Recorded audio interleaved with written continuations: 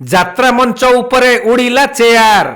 খালি চেয়ার নুহে, নଙ୍ଗୁଳି ନର୍ତ୍ତକୀ ନିଶା ମହାରଣାର ଡ୍ୟାନ୍ସକୁ ବିରୋଧ କରି ମଞ୍ଚକୁ ଜୋତା ଫିଙ୍ଗିଥିଲେ ଦର୍ଶକ। ତେଣୁ କିଛି ସମୟ ଧରି ସେଠାରେ ପ୍ରବଳ ଉତ୍ତେଜନା ପ୍ରକାଶ ପାଇଥିଲା। ପରେ ସ୍ଥିତି ଶାନ୍ତ ହେବାରୁ ଯାତ୍ରା କାର୍ଯ୍ୟକ୍ରମ ଆରମ୍ଭ ହୋଇଥିଲା। ଭଦ୍ରକ ଭଣ୍ଡାରୀ ପୋଖରୀରେ ପାର୍ବତୀ ଗଣନାଟ୍ୟ ଯାତ୍ରା ପରିବେଷଣ କରୁଥିବା ବେଳେ ଏହିପରି ଘଟଣା ଦେଖିବାକୁ ମିଳିଥିଲା। ତେବେ ନିଶା ମହାରଣା ସବୁ ସୀମାକୁ ଉଲ୍ଲଂଘନ କରି ଚାଲିଛି। ଦେହରୁ ପୁରା କପଡ଼ା ଖୋଲି ଦେଇ ଯାତ୍ରା ମଞ୍ଚ ଉପରେ ପୁରା ତାଣ୍ଡବ ସୃଷ୍ଟି କରୁଛି। ଯେଉଁ ଦୃଶ୍ୟ ନ୍ୟୁଜ୍ ଚ୍ୟାନେଲ ଦେଖାଇବାରେ ବାରଣ ଥିବାରୁ ସବୁ ଦୃଶ୍ୟ ଆମେ ଦେଖାଇ ପାରୁନାହୁଁ। କେବଳ ଯେ ରାଜ୍ୟରେ ନିଶା ଏହିପରି କରୁଛି ତା ନୁହେଁ।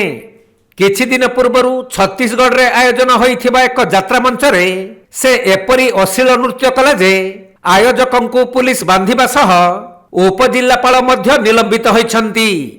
ଯେଉଁ ଆଇଟମ ଗାର୍ଲ ମାନେ ଏପରି ଅଶ୍ଳୀଳ ନୃତ୍ୟ କରୁଛନ୍ତି ତା ଉପରେ ରୋକ ଲଗାଇବା ପାଇଁ ବାରମ୍ବାର ଅଭିଯୋଗ କରାଯାଉଥିଲେ ବି ତାହା କେବଳ ପାଣିର ଗାର ଭଳି ହେଉଛି।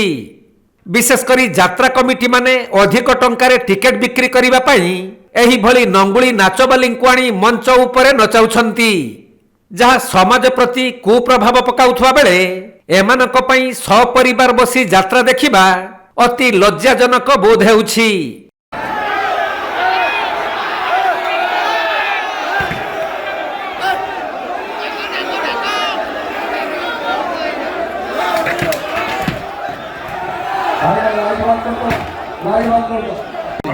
सर आपण आशीर्वाद मु बढ़िया अछि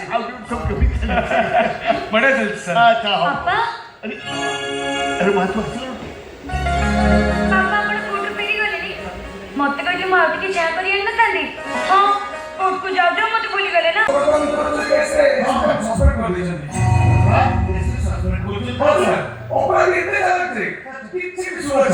भद्रकରୁ सुनील दत्तଙ୍କ रिपोर्ट कोणार्क लाइव।